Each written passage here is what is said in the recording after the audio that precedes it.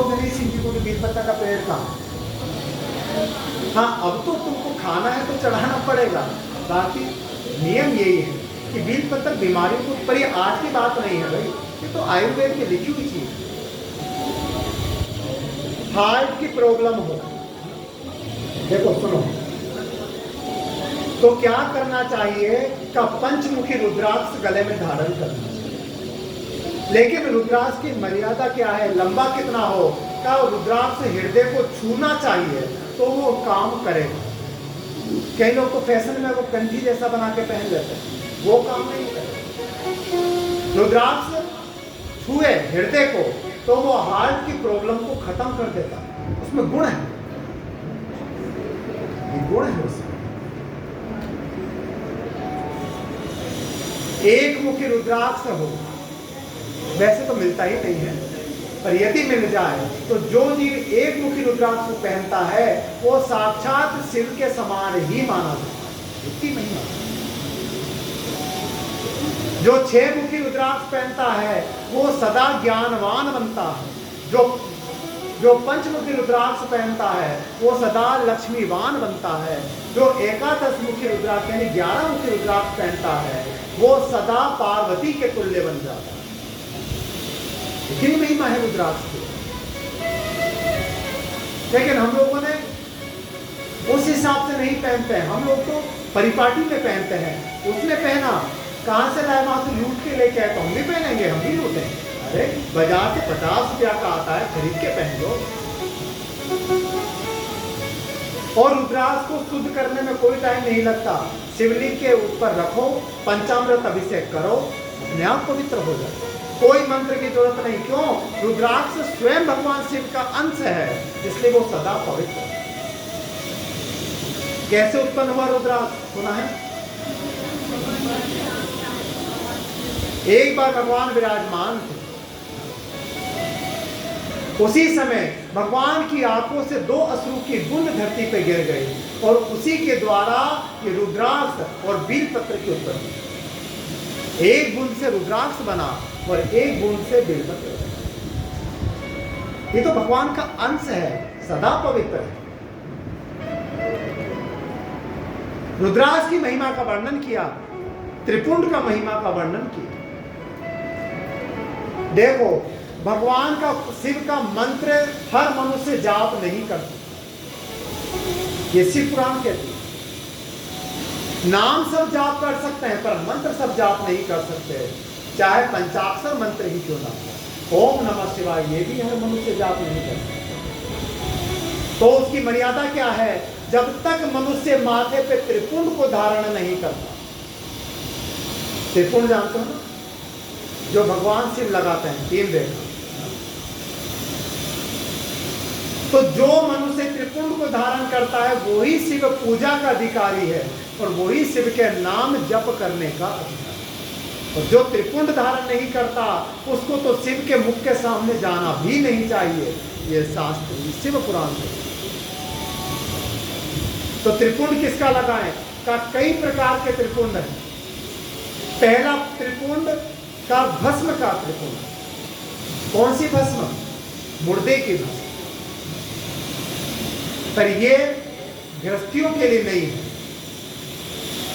दूसरा, चूल्हे की राख लेकर गऊ के कंडे के भभूति बनाएं और उसका त्रिपुंड करें, ये गृहस्थी कर सकते हैं।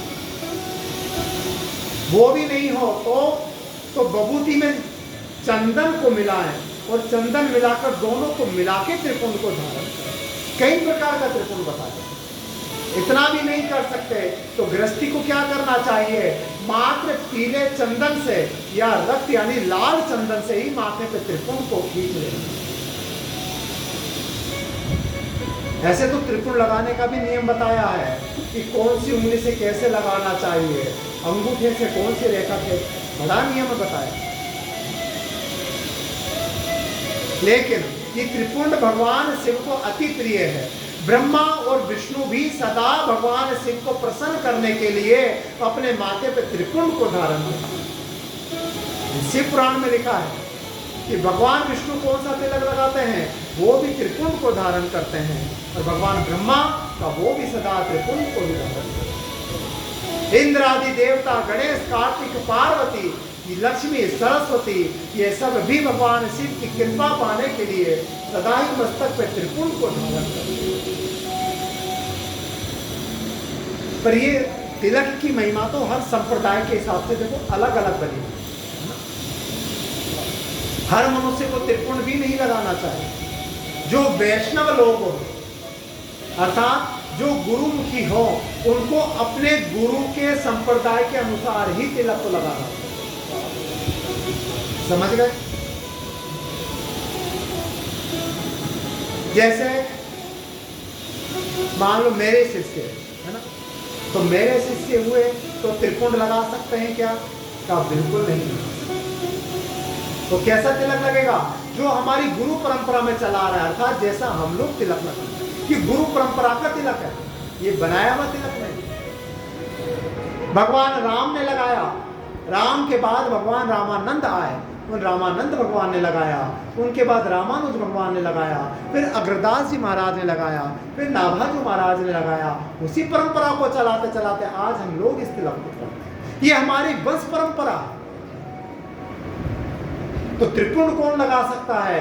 जो शिव अनुयायी हो, उन्हीं को ही त्रिपुंड लगाना चाहिए। और कुछ भी नहीं लगा सकते तो सूना माथा तो कभी नहीं रखना चाहिए। कुछ भी नहीं हो तो चंदन या रोली का तिलक तो लगाना चाहिए। कितने लोग लगाते हैं चंदन रोली? और अभी कितनों के माथे पे लगा हुआ है? कुछ नहीं महाराज जी, वो कथा में आए थे ना, तो थोड़ा लक्स साबुन से चेहरा धो के आए, उतर गए। देखो, तिलक कभी भी उतर जाए ना तो उसको दोबारा लगा लेना चाहिए। सोना माथा कभी भी कथा, सत्संग या मंदिर में नहीं जाना चाहिए। कहते हैं ना, सोना माथा चांडाल का। जो मनुष्य के माथे पे चंदन रोले ना हो, उसको चंडाल के समान माना है। भले वो ब्राह्मण कुल का हो, भले वो क्षत्रिय कुल का हो, भले वो वैश्य कुल का हो, या भले वो शूद्र कुल का हो। इसीलिए स्त्रियों को जहां तक हो मस्तक पर रोली का तिलक लगाना चाहिए, सौभाग्यवती स्त्रियों को। और पुरुषों को, स्त्रियों को चंदन का, रोली का, जिसको जैसा अच्छा लगे। और तिलक के बिना कभी भी भगवान के मंदिर में प्रवेश नहीं करना चाहिए। हम लोग तो क्या करते हैं, पूरी पूजा कर लेते हैं ना, पूजा करने के बाद तिलक तो लगाते हैं, है ना? ऐसे ही करते हो ना? पर ऐसा नहीं करना चाहिए। तिलक लगाने के बाद ही पूजा करना चाहिए। हम सोना माथा देख जब लेकर जाते हैं ना मंदिर में पूजा करने, तो भगवान हमारे सोने माथे को देखते हैं और हमारी तरफ पीट करके बैठ जाते हैं कि इसके माथे पे तिलक नहीं, तो इसको मैं कैसे देखूं? भगवान भी अपने नेत्रों को बंद कर लेते हैं।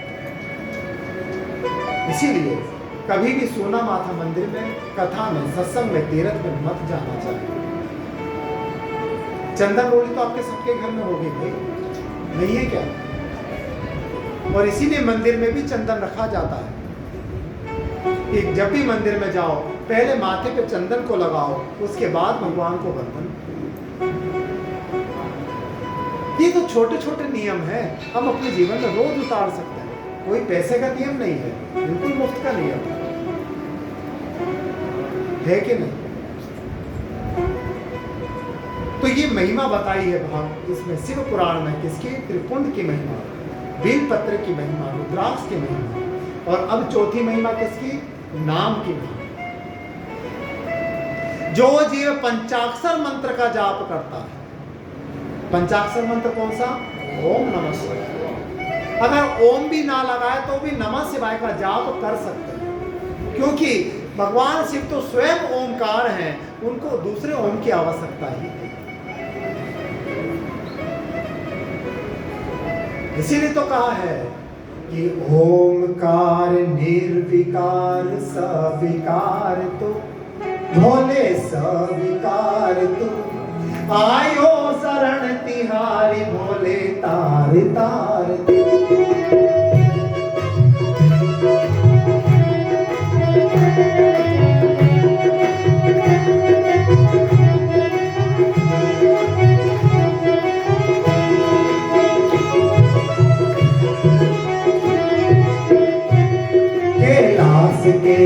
निवासी नमो बार बार हूँ, नमो बार बार हूँ। आयो शरण तिहारी भोले तार तार। दास के निवास नमो बार बार हो, नमो बार बार हो। आयो शरण तिहार शंभु तार तार हो, आयो शरण तिहार प्रभु तार तार हो।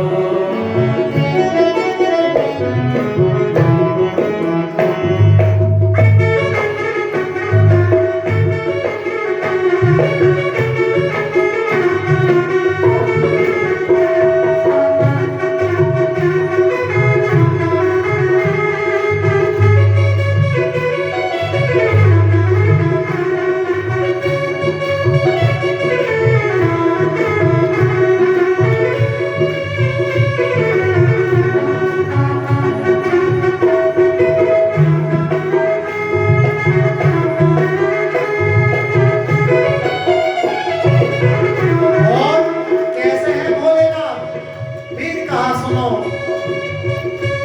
भक्तों को कभी शिव तूने निराश ना किया, भक्तों को शिव कभी तूने निराश ना किया। मांगा जिन्हें जो चाहा वरदान दे दिया, मांगा जिन्हें जो चाहा वो वरदान दे दिया। मांगा जिन्हें जो चाहा वरदान दे दिया। मांगा जिन्हें जो चाहा वो वरदान दे दिया। बड़ा है तेरा दाए जा, बड़ा दातार तू, बड़ा दातार तू। आयो शरण तिहार शंभु तार तार हो, आयो शरण तिहार प्रभु तार तार हो। कैलाश के निवासी नमो बार बार हूँ, नमो बार बार हूँ।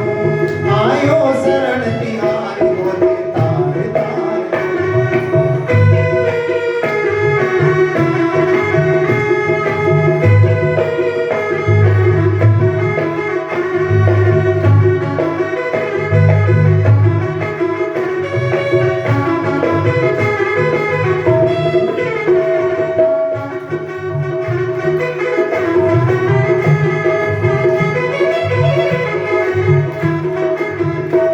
बखान क्या करूं मेरा आँखों के टेर का, बखान क्या करूं मेरा आँखों की ढेर का। बखान क्या करूं मेरा आँखों के टेर का। बखान क्या करूं मेरा आँखों की ढेर का। चमटी बबूत में खजाना कुबेर का, ओ चिमटी बबूत में है खजाना कुबेर का। चमटी बबूत में खजाना कुबेर का। चिमटी बबूत में खजाना है कुबेर का। हे गंगाधार मुक्ति द्वार ओमकार तू, भोले ओमकार तू।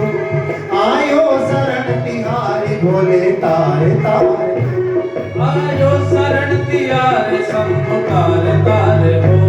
कैलाश के निवासी शंभु बार बार हो, नमो बार बार हो। आयो शरण तिहारी शंभु तार तार।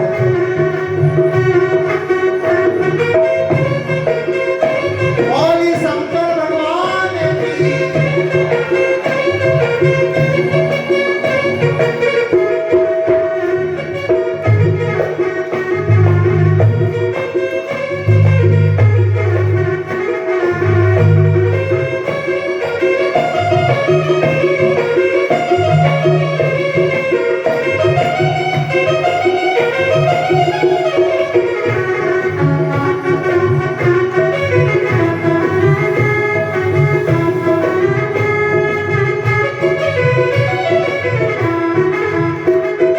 क्या नहीं दिया है हम बखान क्या करें। क्या नहीं दिया है हम बखान क्या हे करें। भोले, तेरी महिमा को कौन नहीं जानता शिव। तूने क्या किया, सुनी है ना कथा। एक बार पार्वती चली गई ब्रह्मलोक में, ब्रह्मलोक की शोभा को देखी, इतना सुंदर। पहुंच गई बैकुंठ में। बैकुंठ की शोभा देखी, वो उससे भी सुंदर। कैलाश में आई, कैलाश की शोभा को देखा, मुंह लटक गया पार्वती। शंकर भगवान ने कहा क्या हुआ पार्वती, ऐसी उदास क्यों हो? कहा नाथ, तुमने ब्रह्मा पे कृपा करके ब्रह्मलोक दे दिया, विष्णु पे कृपा करके उसको बैकुंठ दे दिया, और अपने रहने के लिए भाटा नहीं ले लिया। क्या हमारे को कभी मकान में रहने का सुख नहीं मिलेगा? शिव ने कहा देख पार्वती, ये मकान, ये बड़े बड़े हवेलियां, ये सब तो गृहस्थियों के लिए है, हमें बैरागी, हमें क्या लेना देना? कहा पार्वती कह रही बैरागी तू होगा, मैं नहीं, मेरी तो घर गृहस्थी बैठी है पीछे। एक छोटा सा मकान बना दो ना, 100-150 गज का। भगवान शिव ने कुबेर को बुलाया, बेटा कुबेर, तुम्हारी मम्मी को मकान चाहिए। आज विश्वकर्मा आए और देखते देखते विश्वकर्मा ने बहुत सुंदर सोने की नगरी का निर्माण कर दिया, सोने के महल का निर्माण कर दिया। पार्वती ने देखा इतना सुंदर बैकुंठ भी फेल, ब्रह्मलोक भी फेल, और कोई जब कृपा करी तो किसको दे दी? कौन नहीं जानता उस दानी की महिमा को? क्या क्या नहीं दिया है हमको, क्या प्रमाण दे? क्या नहीं दिया है हमको, क्या प्रमाण दे? बस गए त्रिलोक शंभु तेरे दान से, बस गए त्रिलोक शंभु तेरे दान से, बस गए त्रिलोक शंभु तेरे दान से, बस गए त्रिलोक शंभु तेरे दान से। और इतना ही नहीं, तेरी महिमा को तो शास्त्र वेद बखान करते हैं। क्या किया तूने? जहर पिया जीवन दिया कितना उदार, खुद ने जहर पी लिया पर देवताओं को नहीं पीने दिया, देवताओं ने अमृत पी लिया पर खुद ने नहीं पिया। कितना दयालु। जहर पिया जीवन दिया कितना उदार तू, कितना उदार तू, आयो शरण तिहारी भोले तार तार।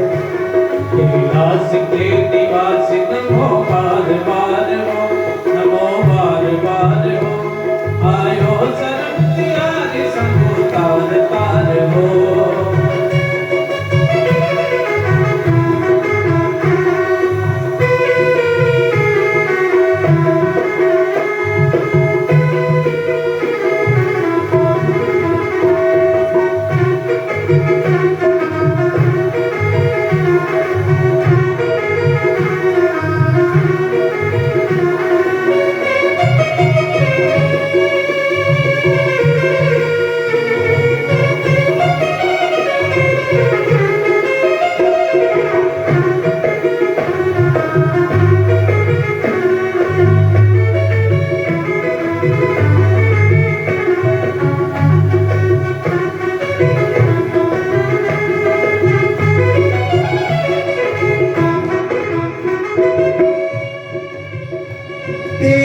कृपा बिना ना हिले एक ही अणु। हे भोले, तू कृपा करता है तो संसार चल जाता है, तेरी कृपा नहीं हो तो ये संसार एक अणु के समान निर्जीव पड़ा रहता। शरीर में श्वास कैसे आई, ये तेरी ही तो कृपा है। इस शरीर में चेतन कौन ने दिया, ये तेरी ही तो कृपा है। तेरी कृपा बिना नहीं ले एक ही अणु, तेरी कृपा बिना नहीं ले कहीं अणु। लेते हैं श्वास तेरी दया से अणु, लेते हैं श्वास तेरी दया से अणु अणु। लेते हैं श्वास तेरी दया से अणु, लेते हैं श्वास तेरी दया से अणु अणु। कहता एक बार मुझको निहार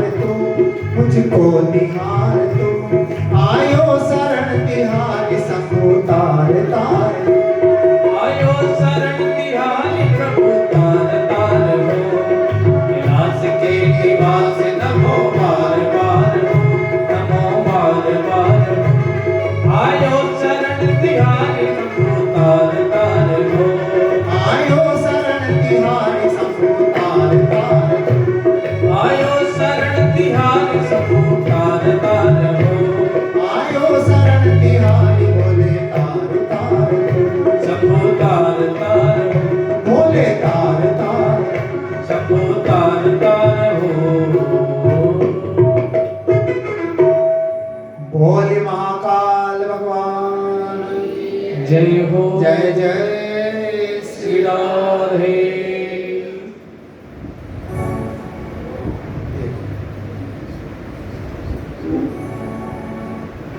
अनेक प्रकार की कथाओं को आज सूर्य सोमकादि किसी को सुनाता, लिंग की महिमा का वर्णन किया।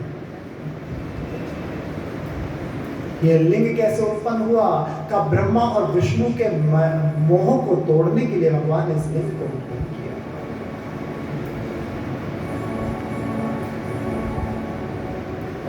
भगवान नारायण ने भगवान शिव की स्तुति किया है। आज भगवान विष्णु कहते हैं नमो निष्कल रूपाय नमो निष्कल तेजसा नमः सकल नाथाय नमस्ते सकलात्मने नमः प्रणववाच्याय नमः प्रणवलिंगने नमः सृष्ट्यादिकर्त्रे च नमः पंचमुखाय पंचब्रह्म स्वरूपाय पंचकृत्याय ते नमः आत्मने ब्राह्मणे तुभ्यमनंत गुणसप्तया सकला कल रूपाय संभवे गुरुवे। हे भोलेनाथ, आप कौन है? का आप संभवे गुरुवे नमः, आप जगत के गुरु। आपकी महिमा का बखान कौन कर सकता है नाथ? आप तो सभी के शरीर में आत्मा स्वरूप ब्रह्म हो। हे प्रभु, हे निष्कल स्वरूप परमात्मा, आपको इस ब्रह्मा का बार-बार प्रणाम। हे प्रभु, आपके स्वरूप को मैं ब्रह्मा, ये विष्णु भी नहीं जान सकते। बड़े बड़े देवता भी आपके इस निराकार स्वरूप की कल्पना कैसे कर सकते हैं? आपका तेज का करोड़ों सूर्यों का तेज भी आपके तेज के आगे फीका लगता है। आपकी विभूतियों के द्वारा ये देवता उत्पन्न होते हैं। मैं ब्रह्मा और विष्णु को पैदा करने वाले भी तो आप हैं।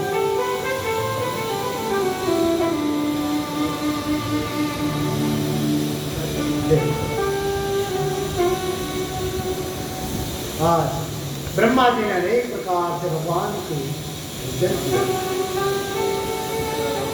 कैसे जन्म हुआ ब्रह्मा विष्णु का कथा का वर्णन किया है शिव पुराण। एक बार शिव और प्रकृति विचार करने लगे, ये सारा ब्रह्मांड निस्तेज है, इस ब्रह्मांड में कुछ भी नहीं। उस ब्रह्मांड में लीला करने के लिए वो ही निराकार स्वरूप ब्रह्म और प्रकृति, उन दोनों ने अपने आप को एक स्वरूप में डाला। और वो स्वरूप कौन? वो ही ब्रह्म स्वरूप परमेश्वर शिव और वो ही प्रकृति स्वरूपा जगत जननी पार्वती। कई दिनों तक लीलाओं को किया, लेकिन अब अकेले कितनी लीलाओं को कर? एक दिन मां जगत जननी जगदम्बा कहने लगे, हे नाथ, क्या इस पूरे संसार में हम और आप दो ही जने रहेंगे? क्या इस सृष्टि का कभी विस्तार नहीं हो? देखते ही देखते उसी पूर्ण ब्रह्म स्वरूप भगवान शिव के शरीर के द्वारा दो पुरुष की उत्पत्ति। दाएं अंग से जो पुरुष निकला उसका नाम पड़ गया ब्रह्मा, और जो बाएं अंग से उत्पन्न हुआ उसका नाम पड़ा विष्णु। अब ब्रह्मा विष्णु देखने लगे, अरे यहां कोई नहीं, हम दोनों ही हैं। ब्रह्मा कहने लगा, नारायण तू मुझसे छोटा है, मैं तुझसे बड़ा हूं, मैं प्रथम पूज्य हूं। नारायण कहने लगे, नहीं नहीं, तू मेरे से बड़ा नहीं, मैं तुमसे बड़ा हूं, मैं सर्वत्र पूज्य हूं। दोनों में भयंकर युद्ध होने लगा, लड़ाई होने लगी, और जैसे विवाद ज्यादा बढ़ा, देखते ही ब्रह्मा और विष्णु के बीच में एक तेज रूपी लिंग आके स्थापित हुआ। ब्रह्मा विष्णु ने देखा ये लिंग क्या है, ये तेज क्या है।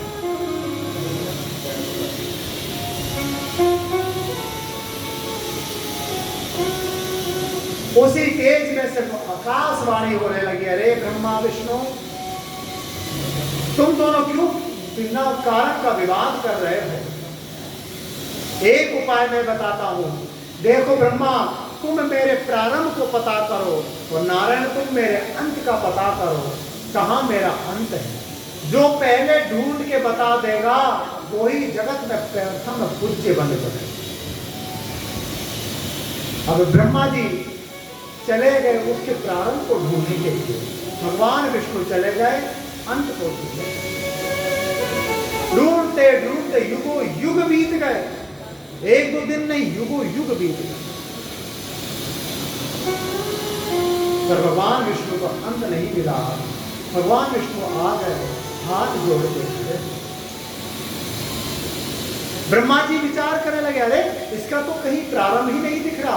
अगर मैं बिना प्रारंभ ढूंढे गया तो ये विष्णु, तो ये देव मुझको बाद में और विष्णु के पहले पूछा, क्योंकि विष्णु ने तो अंत ढूंढ लिया होगा।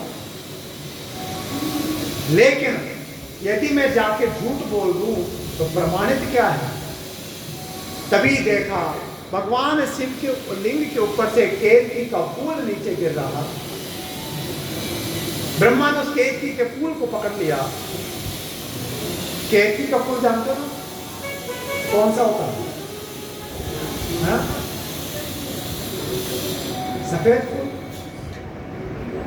केतकी कहते हैं, चंपा के फूल। चंपा का फूल नहीं आता है, हल्का सा पीलापन और व्हाइट मिक्स में, यानी के चंपा के पेड़। ये चंपा का फूल, इसी का प्राचीन नाम है केतकी। ब्रह्मा कहने लगे, केतकी तू मेरे साथ चल और देख, कोई पूछे तो कह देना हाँ हाँ ब्रह्मा ने प्रारंभ को। केतकी कहने लगे, मैं झूठ क्यों बोलूं भगवान से, वो परमात्मा है, मैं उनसे झूठ नहीं बोलूं। लेकिन मनुष्य किसके आगे झुकता है? का लालच के आगे झुकता। ब्रह्मा ने लालच दिया, देख केतकी, यदि तू गवाही देगी ना तो मैं तेरे को फूलों में श्रेष्ठ बना दूंगा, फूलों का तुझे राजा बना दूंगा। और लालच में तो आदमी बिक जाता है, वो तो एक फूल है। केतकी ने स्वीकार कर लिया। जा रहे थे तभी प्रकृति स्वरूपा देवी गौ का रूप धारण करके सामने खड़ी। ब्रह्मा ने कहा, गौ तू भी मेरे साथ चल। इस केतकी की बात को नहीं माना तो एक और प्रमाण होना चाहिए। गौ ने कहा, मैं क्यों दूं प्रमाण? मैंने जब तुझे देखा ही नहीं तो मैं झूठ क्यों बोलूं परमात्मा से? ब्रह्मा ने कहा, तू मेरा साथ देगी ना तो तुझे सारे पशुओं में पवित्र बना दूंगा। साथ में गौ माता को लेके आ देखा, विष्णु पहले ही खड़े हैं। ब्रह्मा विचार कर रही, पता तो करके नहीं आ गया, पर देखा विष्णु कहने लगे उससे, निराकार स्वरूप को प्रभु, मैं युगों युग ढूंढता रहा पर आपका अंत मुझे कहीं नहीं मिला, इसलिए मैं आपसे क्षमा प्रार्थी हूं, बिना अंत ढूंढे ही मैं आपके पास आ गया। ब्रह्मा ने कहा, अब यही मौका है, अपना मौका चौका मार दे।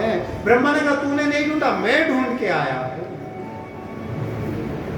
मैंने ढूंढ लिया ये लिंग का प्रारंभ कहां से हुआ। विष्णु ने कहा, मुझे अंत नहीं मिला, तुम्हें प्रारंभ मिल गया, प्रमाण क्या है? उसी समय केतकी के फूल को आगे कर दिया। कहो केतकी।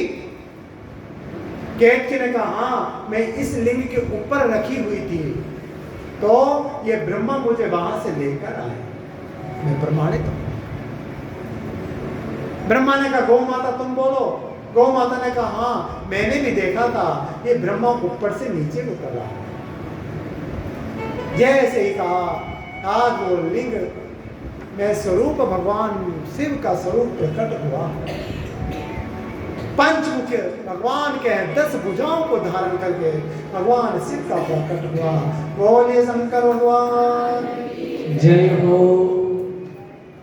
भगवान शिव कहने लगे, अरे केतकी तू मेरी प्रिय थी, पर तूने मुझसे ही कपट किया, तो जा मैं तुझे श्राप देता हूँ, आज के बाद मेरी पूजा में तुझे कोई भी सेवा में नहीं लेगा।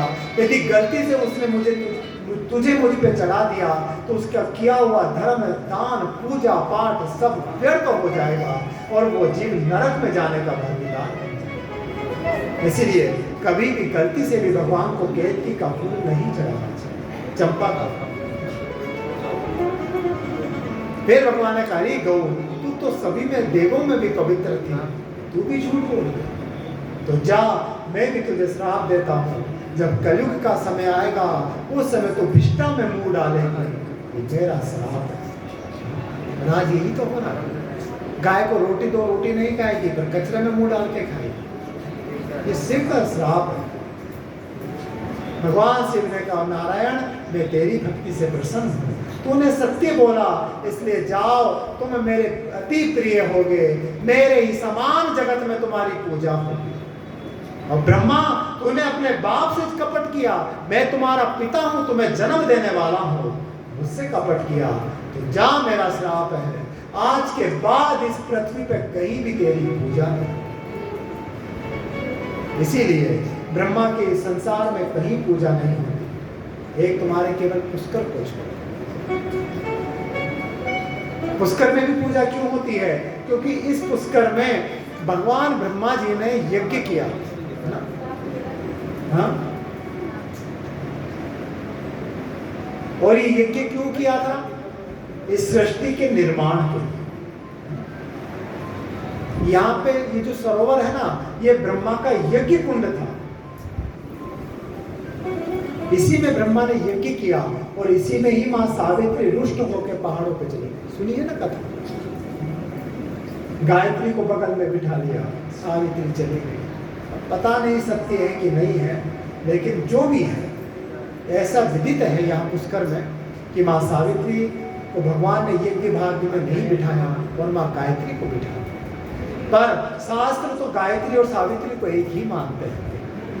ब्रह्मा की पत्नी तो एक है, 2 कैसे हो गई? वही सरस्वती, वही गायत्री और वही सावित्री है, इनमें कोई भेद नहीं। पर जैसा समय है, जैसे अनुकूलता है, जैसा संतों ने विदित किया है, उसका मान सम्मान रखते हैं। तो आज ब्रह्मा को श्राप हो गया, इसलिए अब ब्रह्मा विष्णु भगवान को कहने लगे, नाथ हमारी एक अभिलाषा है कि आप भी सदा हमारे साथ हैं। देखते ही देखते भगवान शिव के शरीर से एक बहुत सुंदर पुरुष पैदा उत्पन्न हुआ, जो शिव का रूप था वही उस पुरुष का रूप था। भगवान ने कहा, जाओ ब्रह्मा विष्णु, ये साक्षात मेरा ही स्वरूप है, आज से संसार में लोग इसे रुद्र शंकर कह के इसकी पूजा करेंगे। तो कैलाश पे जो रहते हैं वो शिव नहीं है, वो शंकर है। शिव तो अनादि है, अनंत है, वो तो कण कण में व्याप्त है।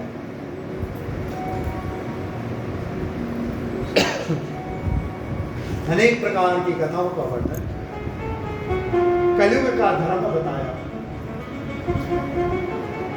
यही कलयुग का धर्म कहाँ बताया?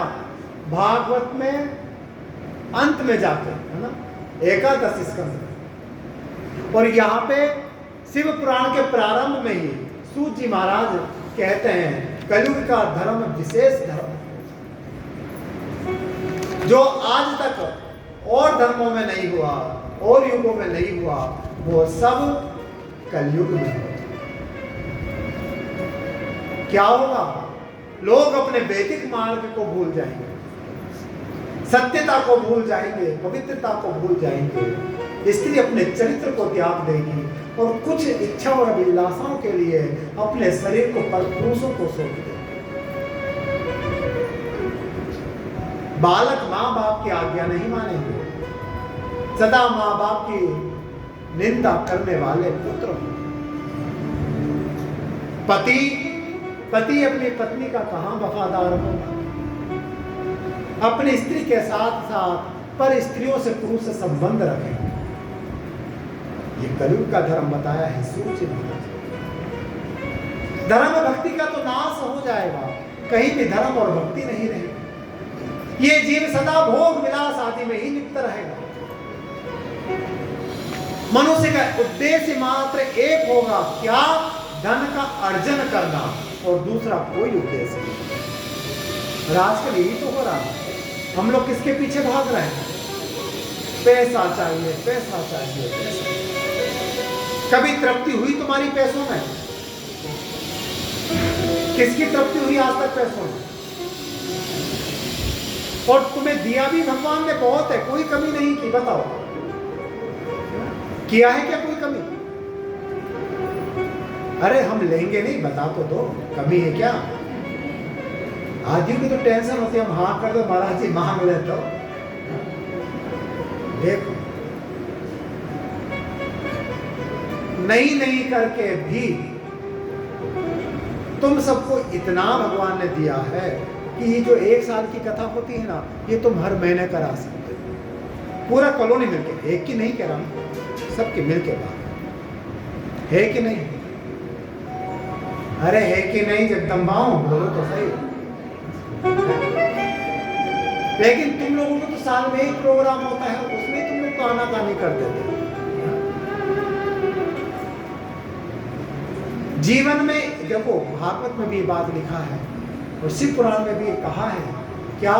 कि जीवन में सामर्थ्य हो तो एक बार भागवत का पाठ या शिव पुराण का पाठ जरूर घर में करवाना चाहिए, जरूर। इससे क्या होगा? हमारे पितृ तृप्त होंगे। और वो पितृ, शिव पुराण में तो ये भी लिखा है कि जो अपने घर में शिव महापुराण का पाठ कराता है, उसके पितृ लोक को त्याग देते हैं और सीधा भगवान शिव के अनुचर बन के उनकी सेवा में लगते हैं। इतनी महिमा है। और भागवत की भी यही महिमा है। जिसके घर में भागवत की कथा होती है, उसके पितृ सदा वैकुंठ में वास करते हैं। ये तो हमारा देखा हुआ प्रमाण है। 2005 में हमने कथा की थी, बगेरा नाम सुना है? हाँ, केकड़ी के पास बगेरा सुना है? वहां पे बराह भगवान का विशाल मंदिर, उस बगेरा में 3 बार भागवत किया मैंने। तो सबसे पहले एक ब्राह्मण परिवार ने भागवत करा, उसका पूरा परिवार मेरा शिष्य था, उनकी इच्छा थी, रिटायर हुए गुरुजी, रिटायरमेंट के उपलक्ष्य में भागवत करा। कथा हुई, 7 दिन कथा हुई।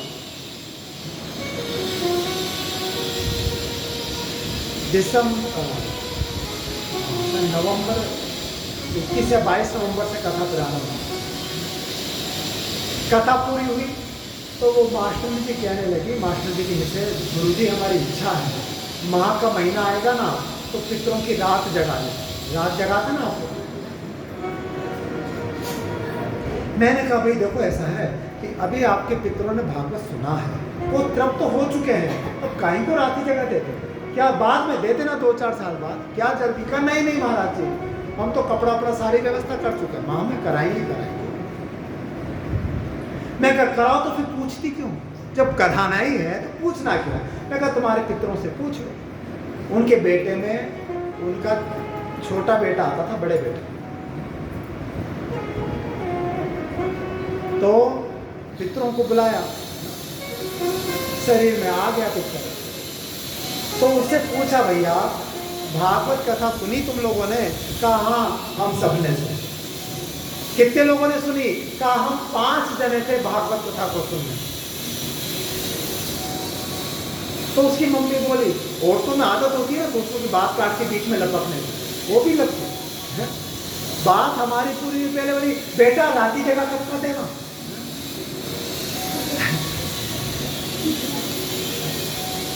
तो उसके पिता ने देखो क्या कहा कि अगर जब भी राती जगह देना हो, पहले तुम 5 पाता देते थे, अब केवल 1 पाता भरना। किसका? केवल मेरा पाता। तो 4 का क्यों नहीं भरे? कहा 4 ने तो भागवत को सुना और भगवान के दूत आए और उनको अपने विमान में लेके बैकुंठ में ले गए, अब वो उनका दोबारा राशि देखा नहीं गए। तो ये महिमा है शास्त्रों की, वेदों की, पुराणों की। इसीलिए जीवन में मौका मिले, सामर्थ तो सबके है, पर तुम लोग बैंक में से निकलवाना नहीं चाहते।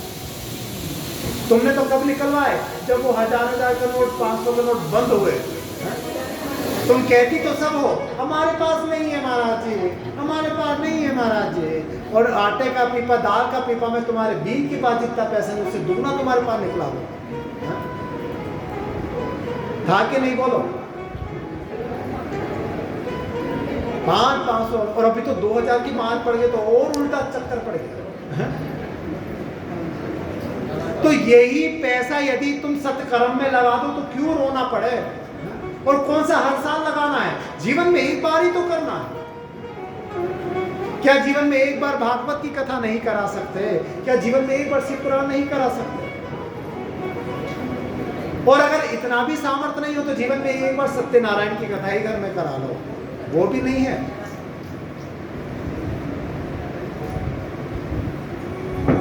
लेकिन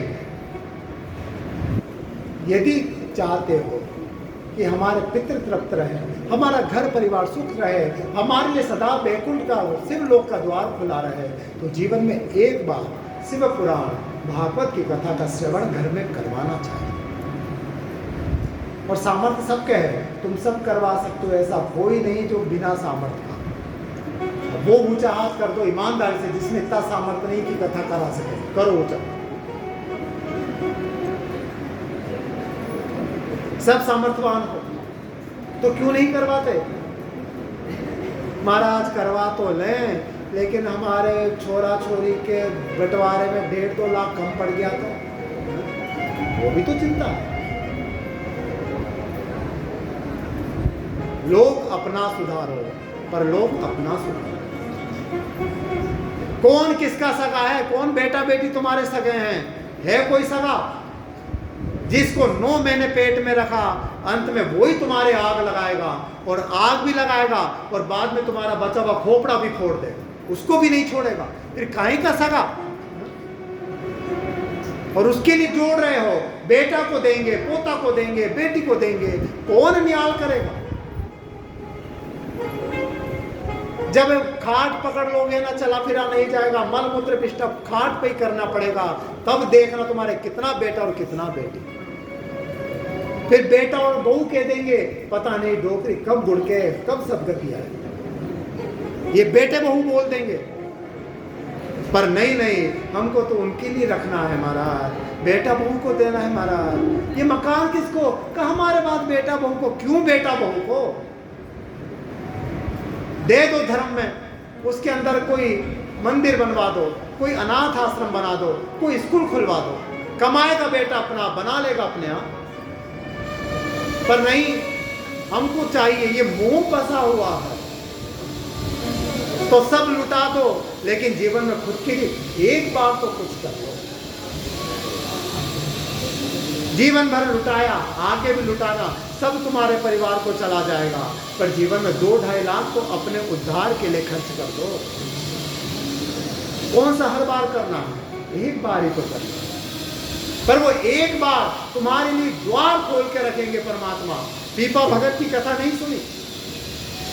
पीपा भगत द्वारिकाधीश का दर्शन करने गए सीता से चली के साथ। नाविक को पूछा कहाँ है भगवान? कहा भैया असली द्वारिका कहाँ रही? वो तो समुद्र में डूब गई। कहा कहाँ डूबी थी? कहा इसी जगह डूबी थी। देखा पीपा भगत से चरी ने छलांग लगा दी समुद्र में। हमें तो हमारे द्वारिका नाथ चाहिए और कुछ नहीं चाहिए। और जैसे समुद्र के अंदर गए, क्या देखा? सोने की द्वारिका बनी हुई है, द्वार पे रुक्मिणी पूजा की थाली लेके खड़ी है और भगवान द्वारिका नाथ बाहें पसार के खड़े हैं। आओ पीपा भगत, आओ पीपा। किसके पीछे? केवल भगवान के भक्ति नाम के पीछे। जब उसके लिए खड़े हैं तो क्या तुम लोगों के लिए खड़े नहीं होंगे? क्या होंगे, पर उनके जैसा बनो। अरे उन जैसा तो नहीं बन सकते, तुम जितना कर सकते हो उतना तो धर्म करो।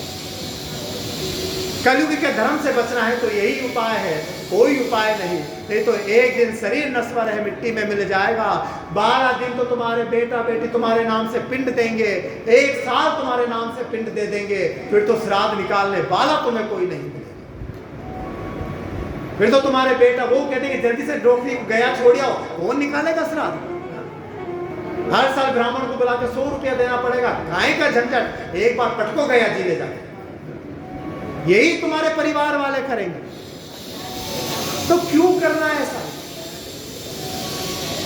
ये मोह माया हमेशा अधोगति का मार्ग बताने वाली है, ये सदगति नहीं कराएगी। सदगति तो केवल एक कराएगा, कौन? उस मालिक का नाम। कलयुग केवल नाम है आधारा, सुमरि सुमरि नर।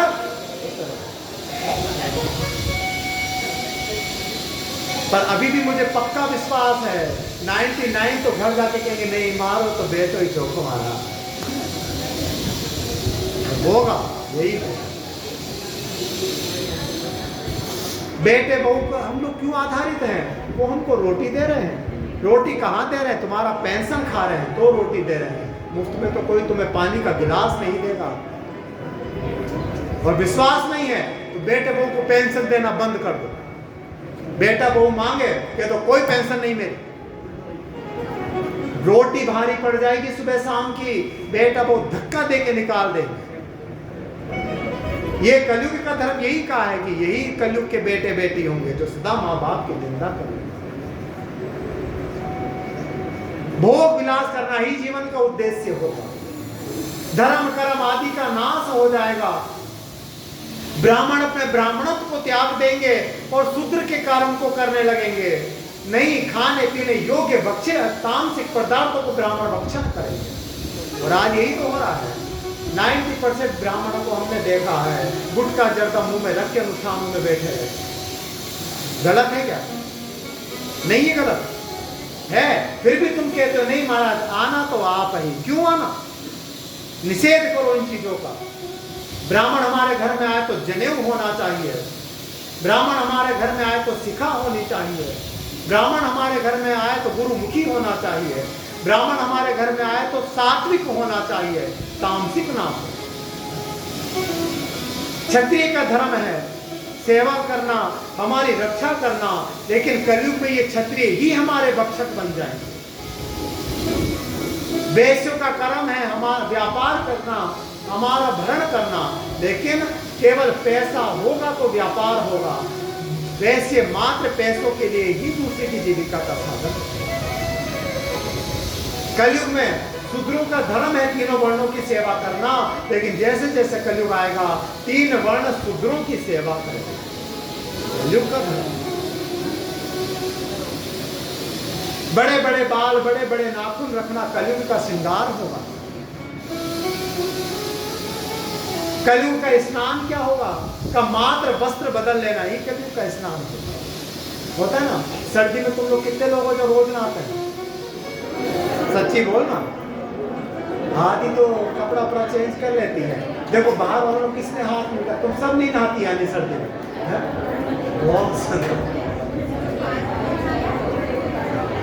देखो कहते हैं ना कलयुग का स्नान क्या है? का भीगा कान केवल वस्त्र बदल लेना। और आजकल तो कान भी भिगाने की जरूरत नहीं, आजकल तो डीओसीओ लगा लो, हो गया स्नान। वही कलयुग का धर्म।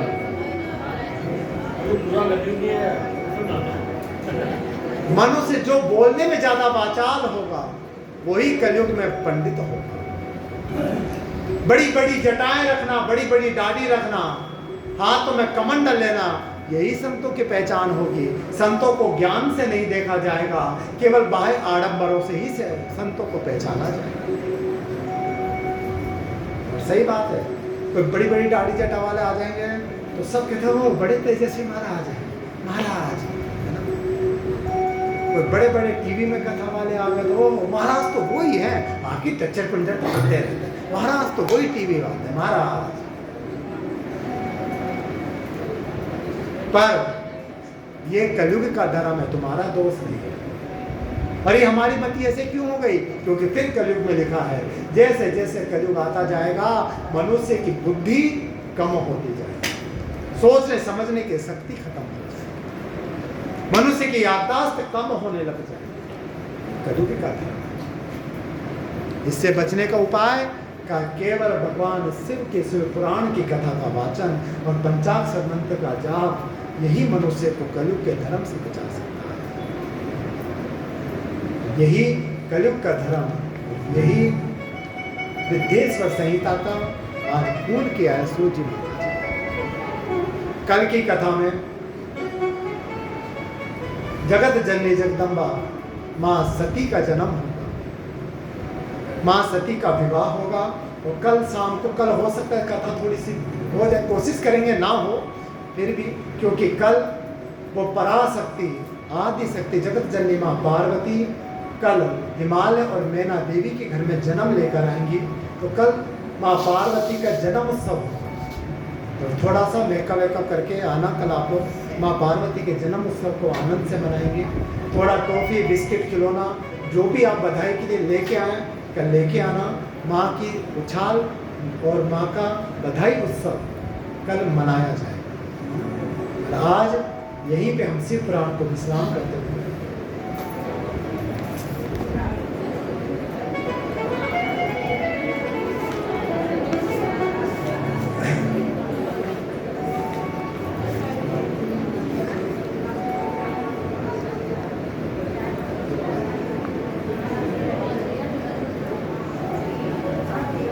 बोले शंकर भगवान। अरे तुमको तो मौका मिलते तेरी मेरी माता जी 2 मिनट इधर देख लो, मैं बैठा हूँ ना, मुझे देखो पीछे क्या खड़ा है, मैं अच्छा नहीं लग रहा क्या? हाँ तो फिर मुझे देखो, अड़ोसन पड़ोसन को तो पूरा दिन देखना है, क्या देखना। कथा में आए हो तो पल पल समय क्षण क्षण को सदुपयोग में लो, नहीं तो कल बताया था ना क्या होगा कि तेरा पल पल बीता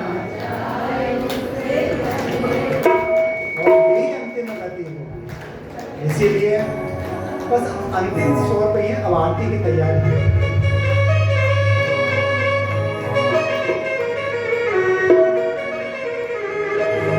ओ मेरे उज्जैन के महाकाल,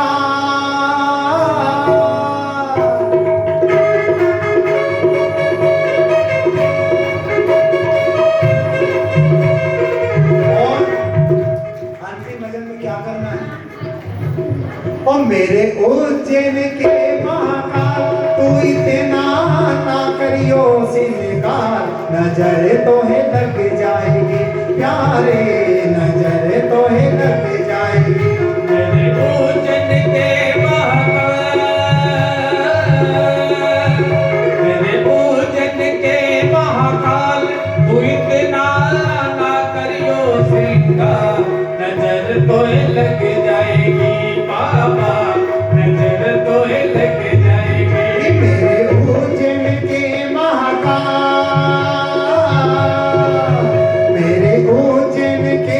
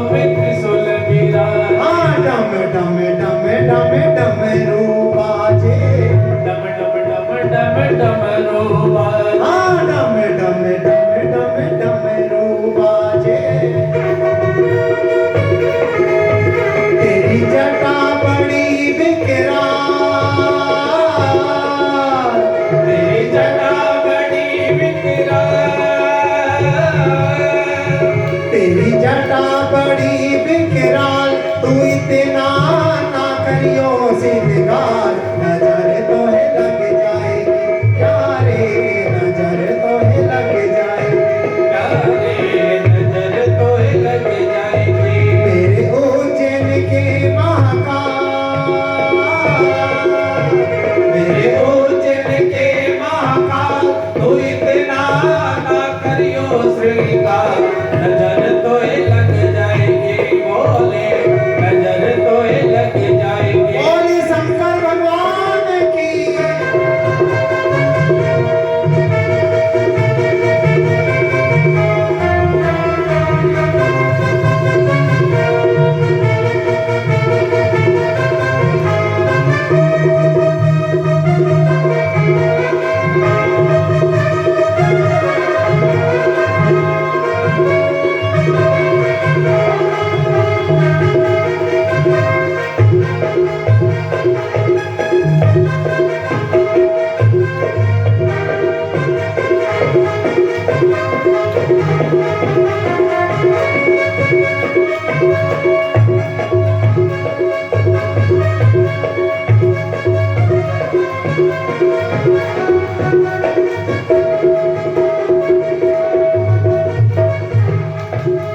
शिव जी के संग में घोड़ा विराजे, शिव जी के संग में घोड़ा विराजे, हाँ भोले के संग में घोड़ा विराजे, भोले के संग में घोड़ा विराजे, गोद में गणपत कार्तिक विराजे, गोदी में गणपत कार्तिक विराजे। तेरी नंदी की शिवा, तेरी नंदी की सेवा, तेरी नंदी की शिवा, तू इतना ना करियो सिंगार, नजर तो है लग जाएगी भोले, नजर तो मेरे उज्जैन के महाकाल, मेरे उज्जैन के महाकाल, तू इतना ना करियो श्रृंगार, नजर तो लग जाएगी बोले, नजर तो लग जाएगी। भोले नजर तो है लग जाएगी, भोले नजर तो लग जाएगी बोले, नजर तो लग जाएगी। भोले गणेश जी महाराज की, सदगुरुदेव भगवान की, जय हो। महाकाल भगवान की, जय हो। शंकर भगवान की, जय हो। जगदम्बे माता की, सीताराम जी महाराज की, जय हो। राधा गोपीनाथ भगवान की, जय हो। हनुमान जी महाराज की, जय हो। शिव महापुराण की, जय हो। अपने अपने सदगुरु भगवान की, जय हो। अपने अपने माता पिता की, अपने अपने पितृ भगवान की, जय हो। गौ माता की, तुलसी मैया की, आज के आनंद की, जय हो। जय जय श्री राम, जय जय श्री राम, जय जय श्री आज के मुख्य यजमान श्री प्रहलाद सिंह जी चौहान आचार्य, आज के प्रसाद की सेवा श्रीमती बीना बोहरा जी की तरफ से, और भोजन सेवा सुरेश कामकानी जी एवं शशि जी अग्रवाल, दो यजमान हैं, भोजन कराने में दो जगह जाना पड़ेगा तो इनकी तरफ से भोजन सेवा है सुरेश जी कामकानी और शशि जी अग्रवाल की तरफ से। अच्छा सुबह किसका था? अच्छा शशि जी अग्रवाल की तरफ से सुबह, ठीक है। कपूर गौरम करुणावतारम संसार सारम भुजगे